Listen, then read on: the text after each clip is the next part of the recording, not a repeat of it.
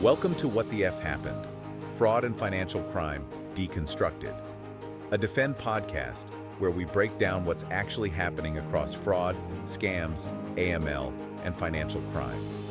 Each episode cuts through the noise to explain the tactics, trends, and real-world impact behind the headlines, so you're better prepared for what comes next. Let's get into it. So, if you've ever had to manage a budget, you know this pain point we're diving into today. The whole risk management department, security, fraud, compliance, is usually just seen as this massive necessary cost center. Yeah. You're spending millions just to stop bad things from happening. Right, it's purely defensive. Exactly. But our sources today, they tell this fascinating story about a leading payments processor that just completely flipped that script. Oh, completely. They took their internal risk infrastructure, specifically for fraud and AML, they call it FRAML, and they transformed it from this, operational drain into a strategic incremental revenue generator. Which is, that's the holy grail, right? It really is. So we're going to be unpacking the technical foundations that made this possible. We're talking unified systems, ensemble machine learning, and this really critical architecture decision called multi-tenancy. That's the key. It is. Our mission for you, the listener, is to walk away understanding not just how to tighten security, but how that security can be engineered to become a high-value product you can actually sell. And you have to establish the scale here right away because the complexity of the challenge, it's what dictated this whole radical transformation. We're talking huge volumes. Huge. We're talking about a leading merchant acquirer, a payment processor handling, just an immense volume. Our sources say over 60 million transactions every single month. Wow. Yeah, and that's for an ecosystem of more than 2,500 clients. Think major retailers, downstream fintechs, financial institutions. So in that world, the margins are tiny. Razor thin. You're operating in this low-margin environment where protecting your existing revenue from fraud while, simultaneously controlling your operating costs, that's the central tension of the business. You can't afford delays. You simply can't. The pressure to get the risk decision right in milliseconds every single time, it's just immense. That environment, it just sets the stage perfectly. But what was the tipping point? What forced them away from, the comfort of their established homegrown system? Well, the starting problem was classic. They were relying on these legacy in-house fraud systems. The kind everyone built at first. Exactly. And as their customer base and their transaction volume just exploded, the old system, it just couldn't evolve fast enough to keep pace with modern, sophisticated attacks. It was an operational bottleneck, and it was threatening their growth. So when a new fraud pattern emerged, their response was delayed, and their customers, the merchants, they were the ones feeling the heat. It led to complaints, to operational pressure for faster solutions. This wasn't just about losing money. no, it's about losing trust. Exactly. Losing customer trust and hindering future acquisitions. And the company's leadership, they summarized this so perfectly in the source material. They said, and I'm quoting here, "We needed a single platform that could handle fraud and AML decisions in real time at massive scale." Real time. That's the key phrase. It is. And they add, "We started to see the decrease in fraud exposure from month one." So that quote, it just perfectly frames the goal. Unified control, high speed, immediate impact. Right. But what I find most insightful is that they didn't just see a problem to fix. They saw an asset to sell. Yes, that's the strategic leap. Well, They recognize the defensive necessity, stop the bleeding, but they also saw the commercial opportunity. if we're going to build this amazing thing, Let's package it up. Risk would stop being purely a cost center and start becoming a profitable service they could offer their vast client base. okay, so let's unpack the specific issues. The things that made their old system just unsustainable and kept that revenue opportunity locked away, because it wasn't just one thing. No, there are 4 core roadblocks threatening their entire roadmap. And we can kind of group them. We can. You can group them into 2 internal operational issues and 2 external sort of commercial and technical demands. On the internal side, the first big one was just their limited agility. Meaning what exactly? Well, their existing fraud and AML stacks were siloed. They were often separate systems running different databases, and that made it exceptionally difficult for their risk teams to keep pace with new threats. So think about what that means in practice. Yeah, think about the practical impact. A fraudster finds a new weakness, say exploiting gift card reloads or something with cross-border transactions.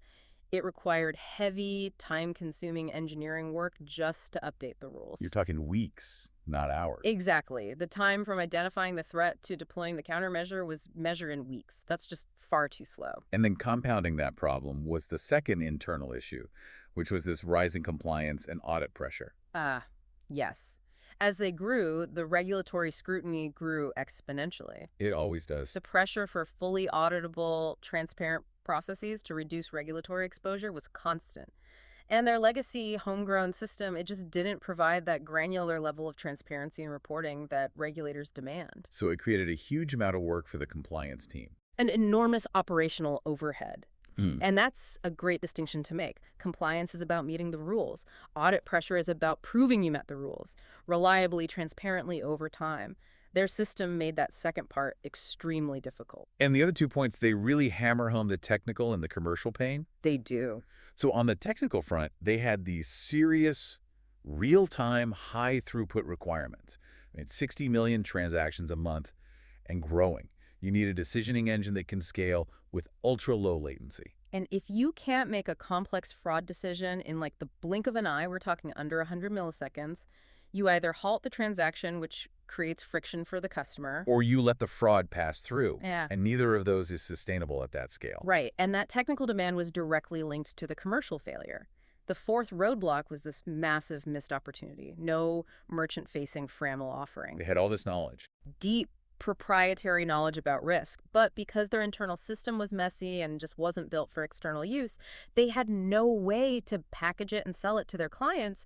It just constrained their ability to launch a whole new high-margin revenue stream. That final point is so key for you, the listener, I think, no matter your industry.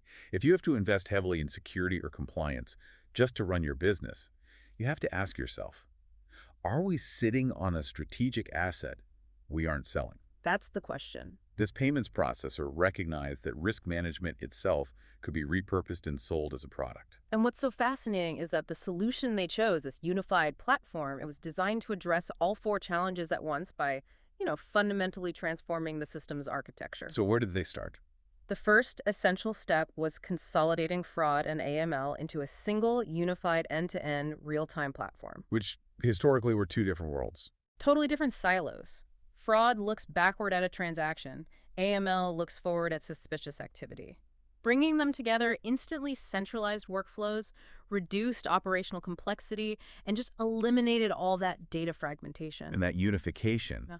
that's what set the stage for solving that limited agility problem you mentioned. It did. They got immediate operational speed by adopting a no-code or low-code strategy development approach within this new platform. Think about the internal power shift there. It's huge. The risk teams, the fraud analysts who live and breathe this stuff, they could suddenly deploy and update rules, logic, and models rapidly. Right, often with just a simple drag-and-drop interface, and this is the key, without heavy dependence on core engineering teams to write and deploy production code. It fundamentally changed the speed of response. From weeks to hours, it directly addressed that slowness roadblock. And to handle the sheer sophistication of modern threats, they also integrated advanced detection methods. They moved way beyond simple rules. This is where the machine learning comes in. Exactly. They adopted what's called ensemble machine learning. Okay, so in simple terms, what does that mean? It's about running specialized models that all kind of debate the risk at the same time. They combined supervised learning, which finds patterns based on historical fraud data, with unsupervised learning, which is designed to spot anomalies and brand new zero-day attacks the system has never seen. Like a committee of detectives. A committee of specialized detectives, yes. And by running them all at once, they achieved significantly higher accuracy and far fewer false positives. It dramatically improved their proactive detection. Okay, so they built a faster, smarter, more unified internal defense system. That covers 3 of the roadblocks. But here's where it gets really strategic. The revenue engine? The revenue engine. The technical architecture that turned this internal solution into a product they could sell. And that was the built-in multi-tenancy. This is the game changer. Explain what that means. Multi-tenancy just means the platform was designed from day one to securely and independently host dozens or hundreds of different clients or tenants, all sharing the core computing infrastructure, but with their data and configurations strictly isolated. So it's like a secure high-rise apartment building. That's a perfect analogy. Every merchant gets their own completely locked down unit. They have customized policies, rules, data storage, But they all share the foundation, the elevators, the maintenance crew, in this case, the core processing engine, the ML models, the infrastructure. Why is that so critical? Because maintaining one massive shared system is vastly cheaper and easier than deploying, say, 40 separate custom single-tenant installations.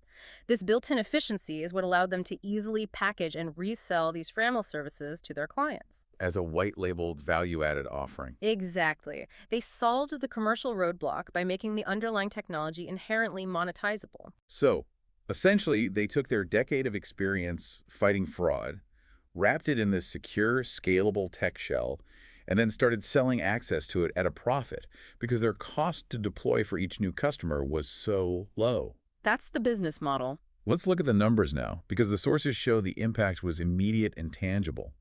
This shift from a slow, reactive posture to one built for speed, it generated results that just validated the entire investment. Well, the first and most crucial result for any payments business was risk reduction. They achieved a massive 35% reduction in fraud losses. 35%. In a low-margin environment, that's millions of dollars. It translates directly into millions saved on their own book of business, instantly. And at the same time, their internal agility, that roadblock we talked about, it just skyrocketed. How much faster? Strategy updates and deploying new fraud countermeasures became 98% faster. 98%. So when a new threat emerges, they're deploying a fix instantly, not weeks later. They're dramatically cutting the window for exposure. And the operational efficiency gains are just as staggering. They achieved a 4 times operational capacity expansion. Which means the same risk team, the same headcount, was able to support this massive increase in volume and the sheer number of new customers buying the service. The tightened protection and controlled operating costs. At the same time, Simultaneously, were the sources clear on how the engineering team handled that? I mean, supporting 4 times the capacity without hiring more people sounds like a huge lift. they attribute it directly to the unification. By having a single, centralized platform for both fraud and AML, all the administrative overhead, the maintenance, the data wrangling, it just dropped precipitously. So engineers weren't scrambling to patch separate systems. No, they were simply updating the core engine. It allowed the team to focus on strategic enhancements, not reactive maintenance. And that focus on efficiency, it translated directly into their scaling revenue. Yeah. The real business story here is just how rapidly they monetized this internal capability using that multi-tenancy framework. The platform delivered an incredibly fast time to revenue. The sources confirmed that the new system enabled them to onboard new subtenants, that is, new paying clients, in less than 1 day. Think about that. Less than a day. That implementation speed is just. It's the secret sauce for monetization. Low friction means fast adoption. If setting up a security service takes months, a client might balk. If it takes less than a day, it's an easy upsell. And this capability allowed them to scale incredibly quickly. To over 40 subtenants in a short period, it just confirmed that the incremental revenue stream they envisioned wasn't just realized, it was accelerating rapidly and sustainably. So if we synthesize the core lesson here, this case study really illustrates that centralizing risk intelligence, the unified FRAML system, the real-time decisioning, the ensemble ML, that's the necessary technical foundation. But it's only half the battle. It's only half the battle. The strategic use of multi-tenancy is what truly unlocked the commercial potential. It allowed them to take an internal capability, one they needed for compliance and safety, and reposition it as a valuable, scalable, and profitable service. They achieved that dual goal. Exactly. Tightening internal protection while simultaneously creating this dynamic new stream of income by improving the customer experience. This platform, it fundamentally transformed risk management from being purely defensive, just a constant cost drain, into a core, differentiated business advantage in a super competitive space. It really did. So here's our final provocative thought for you to mull over. Considering this payments platform successfully monetized an internal operational capability, where else in your own industry could a necessary internal cost center be repurposed? Right. Think about it. Whether it's supply chain logistics optimization or advanced internal training programs, or maybe even your internal cybersecurity auditing capabilities. Could those be packaged, white-labeled, and sold as a differentiated high-margin service to generate revenue? Look at the internal investments you already make. And ask yourself how you might start selling the output of those investments. You've been listening to What the F Happened? Fraud and Financial Crime Deconstructed, a Defend podcast by DataVisor. If you want to keep learning between episodes, check out Defend Training. It's a set of self-paced online courses for fraud and financial crime professionals, practical and built around real-world scenarios. And you can earn CPE credits through the ACFE San Francisco Bay Area chapter. You can find it at DataVisor Defend Training. The link's in the description. This episode's audio was generated using Google's Notebook LM based on expert analysis and trusted sources. Thanks for listening. We'll see you next time.